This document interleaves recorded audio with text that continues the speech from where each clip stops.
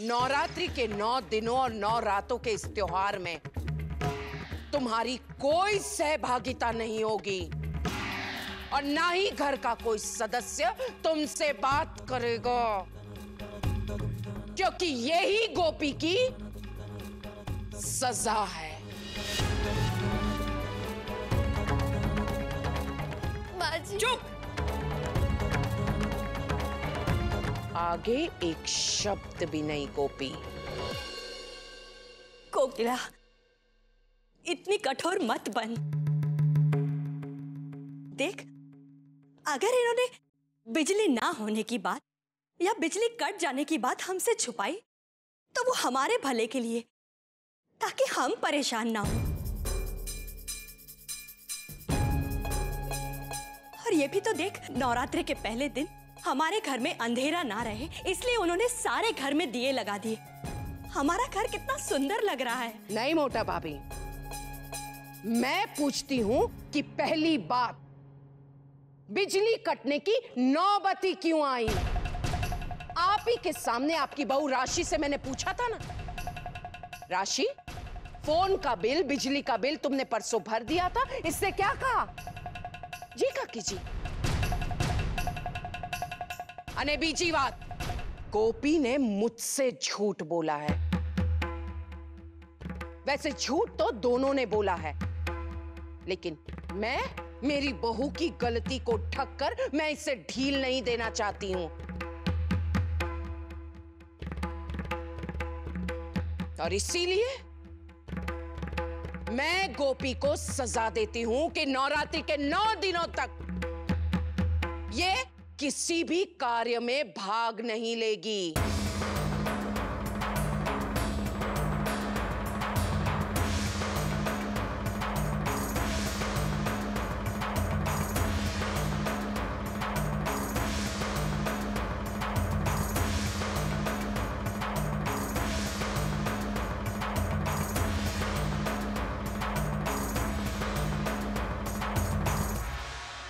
गोपी, आरती का समय हो रहा है, जाओ यहां से।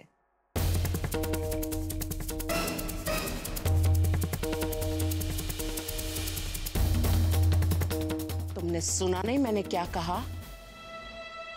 आरती शुरू होने वाली है, जाओ यहां से।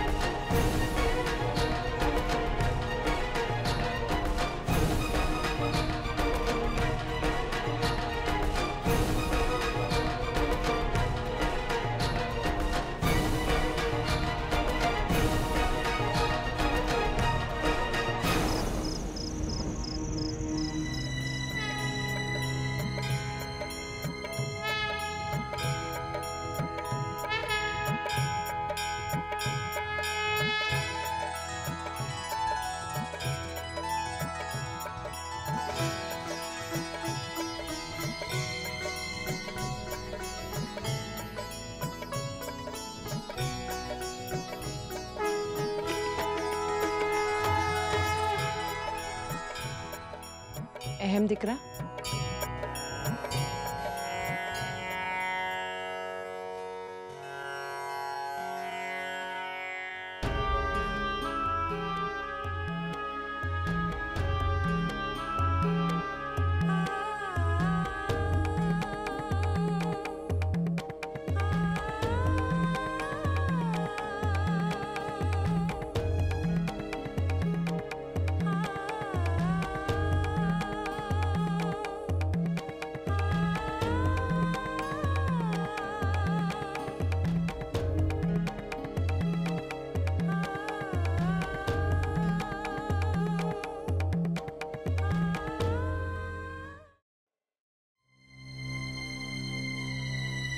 माँ, अपने जन्म देने वाली माँ तो मुझे याद नहीं, बस आप ही में उन्हें देखा। लेकिन आज मुझसे ऐसी क्या भूल हो गई कि आपने मुझसे मेरा ये अधिकार भी छीन लिया।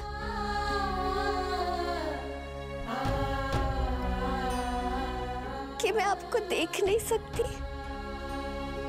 आपकी पूजा भी नहीं कर सकती और आपकी आरती भी नहीं उतार सकती।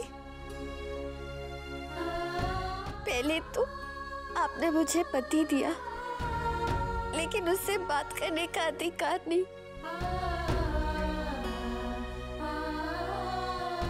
माँ, आपने मुझे इतना अकेला क्यों कर दिया? क्यों?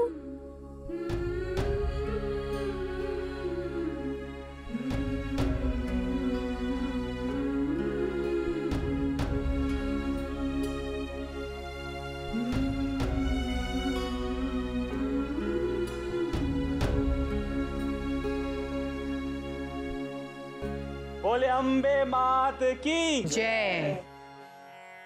आरती तो हो चुकी है, अब परंपरा के अनुसार हम गरबा खेलेंगे। किंजल, गरबा का संगीत लगाओ। जी माँ। चलो ना राशि, चलो ना।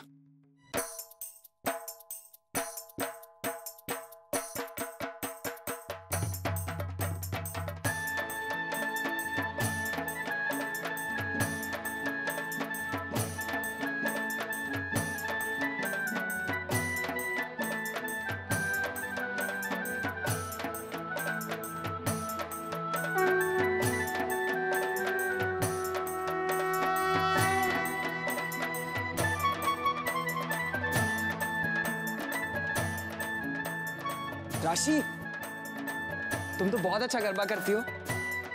मुझे पता था कि तुम कर लेती हो, लेकिन ठीक ठीक मालूम नहीं था। राशि, क्या गाना है ना, हम लोग भी अपनी गरबा प्रतियोगिता के लिए ना ऐसा ही धमाकेदार गाना चूज करेंगे।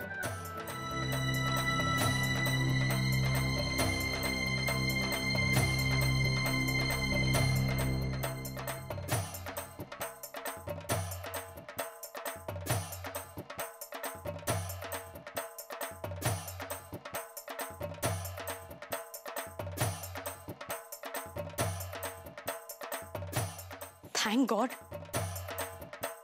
इस गवार ने माँ को कुछ नहीं बताया, वरना मैं तो भारी मुसीबत में पड़ जाती। चलो, अभी कुछ भी कर कर परिस्थितियों को संभाल लेती हूँ, वरना कहीं ऐसा ना हो कि इस गोपी की बुद्धि पलट जाए और ये मेरा बना बनाया खेल बिगाड़ दे।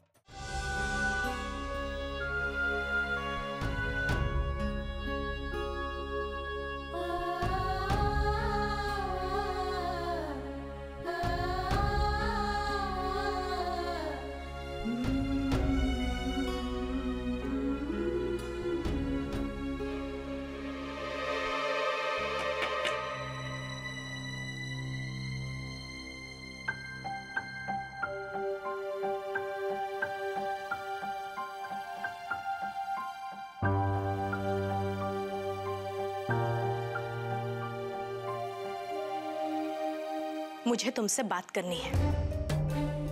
आज जो कुछ हुआ, जो कुछ तुमने देखा, उसके बारे में तुमने माँ को नहीं बताया। इसका मतलब ये नहीं कि तुमने मुझ पर कोई बहुत बड़ा एहसान कर दिया।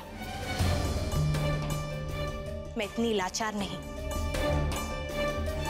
मैं अपनी चिंता कर सकती हूँ बगैर तुम्हारी मदद के। और एक बात, सपने में भी माँ को सच बताने की कोशिश मत करना कि वो किसी और से टकराई थी।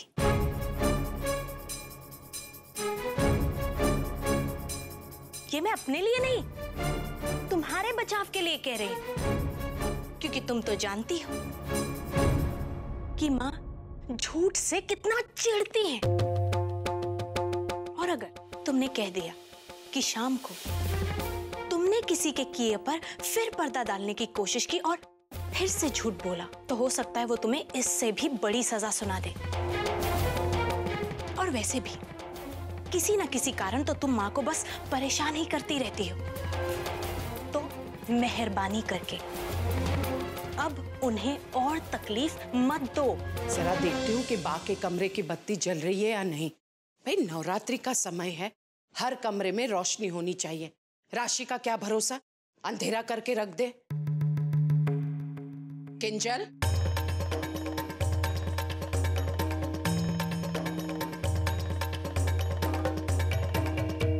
तुम यहाँ क्या कर रही हो?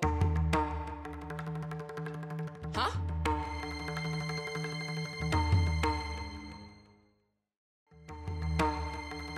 वो भाभी को बस, मैंने कहा है ना, कोई भी गोपी से बात नहीं करेगा। एक बेवकूफी भरी बात छिपाने के लिए इसने झूठ बोला, इसलिए कोई भी इससे बात नहीं करेगा।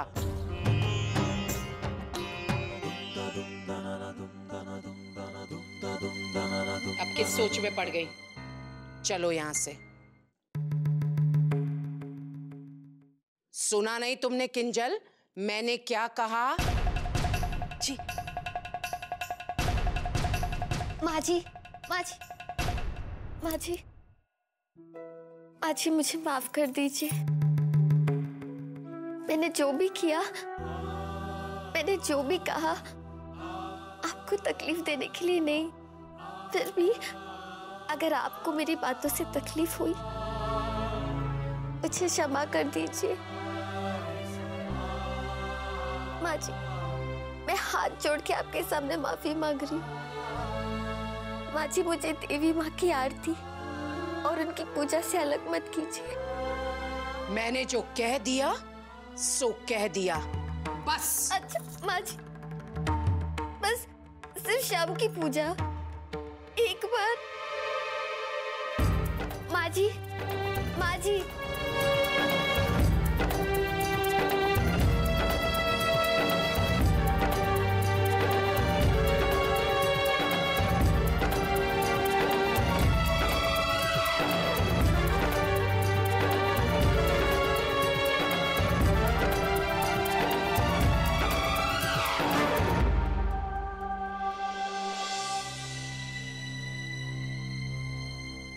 किंजल,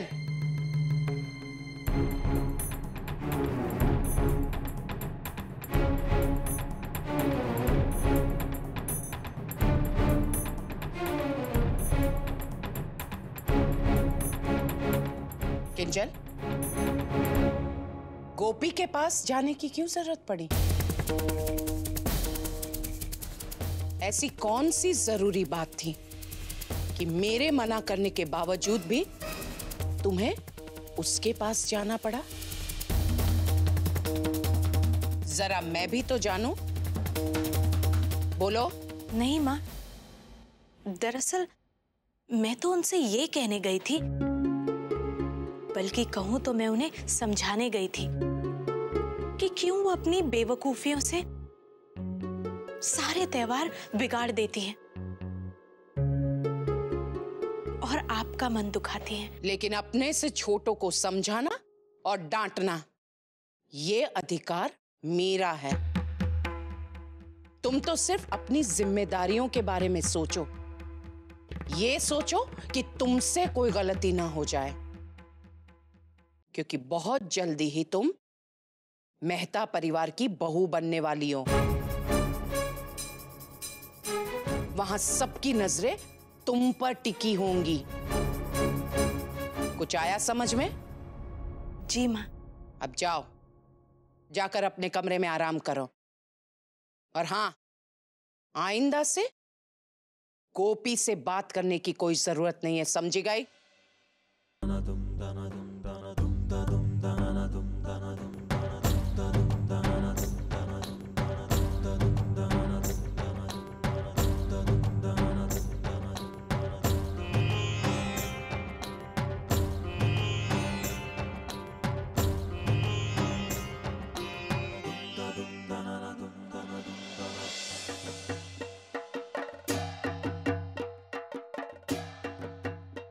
पराग भाई, हाँ? दोनों बच्चों के पांव संगीत की लय पर कितनी अच्छी तरह से थिरक रहे हैं।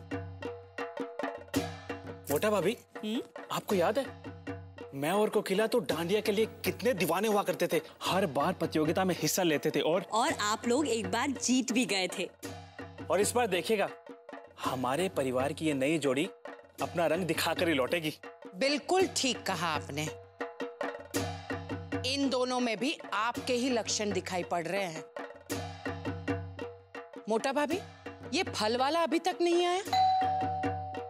शायद वही होगा। जी राशि भाभी। हाँ राशि भाभी। मणि एक काम करो, फलों की टोकरी ले आ। हाँ ले आई। भैया एक काम करना, हर तरह के फलों में से 2-2 किलो दे दीजिए।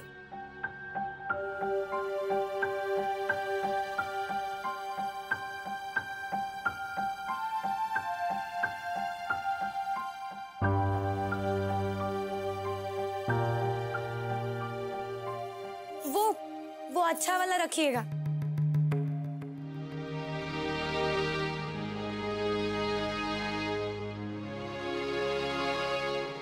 ठीक है, हो गया ना? कितना हुआ? 620 रुपए। क्या? इतना ज्यादा? नहीं, इतना नहीं चलेगा। मैं 500 ही दूंगी। ले लीजिए। ऐसे कैसी बात कर रही हैं बहू जी? मैं नया थोड़ी हूँ ना, बरसों से इस घर में फल देता आ रहा हूँ। आपसे थोड़ी ना ज्यादा पैसे लूंगा। देखिए, पहले जो हो गया वो हो गया। अब आप मुझे बेवकूफ नहीं बना सकते। चलिए पकड़िए। नहीं, इतना नहीं चलेगा। देखो तो सही, सारे फल छांट कर एकदम ताजा लाया हूँ। देखिए। 1 मिनट, इन्हें पूरे पैसे दे दो।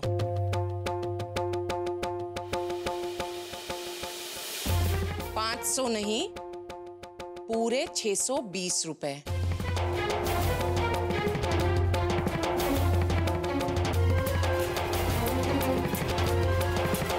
नमस्ते। नमस्ते। सबसे पहली बात, फल को सबसे पहले जांच परख लेना चाहिए, उसके बाद ही भाव ताल करना चाहिए। और वैसे भी ये जो फल वाले हैं ना, ये बरसों से हमारे घर में ताजे फल देते आ रहे हैं। और सबसे जरूरी बात, पूजा से संबंधित सामग्रियों में कभी भी मोल तोल का प्रश्न ही नहीं उठता है। आटलू पण नथी शिखी? हाँ? अब जाओ यहां से। मणि, ये फल अंदर रख दो, पूजा में काम आएंगे।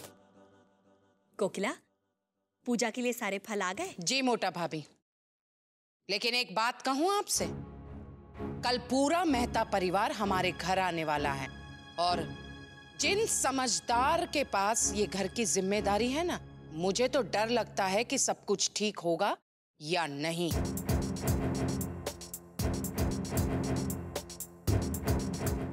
तुम बिल्कुल फिक्र मत करो कोकिला, सब हो जाएगा।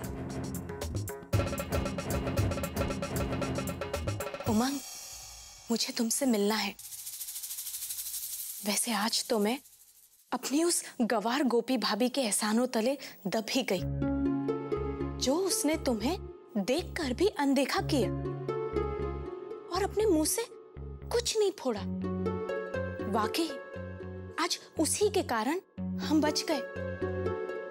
पता है, माँ तो बार बार कह रही थी कि वहां कोई था। वैसे ये सब जाने दो। उमंग, कल हम क्या करेंगे? कल मेहता फैमिली सब कुछ फाइनल करने आने वाली है। सॉरी, कल मैं तुम्हारी कोई मदद नहीं कर सकता। जैसे भी हो तुम्हें खुद संभालना होगा, क्योंकि मुझे भी तो कुछ वक्त चाहिए रहेगा। तुम्हें भगाना कोई मामूली बात तो है नहीं। उसके लिए मुझे पूरी तैयारी करनी होगी। ठीक है।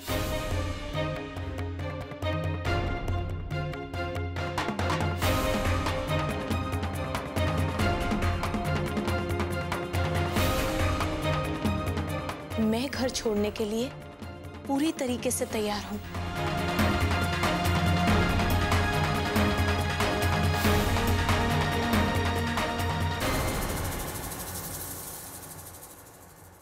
शिकार जाल में अच्छी तरीके से फंस चुका है उमंग। बस अब किंजल एक बार इस रिश्ते को तोड़ दे, फिर उसे पता चलेगा कि उमंग नाम के बर के छत्ते को छेड़ने का अंजाम क्या होता है।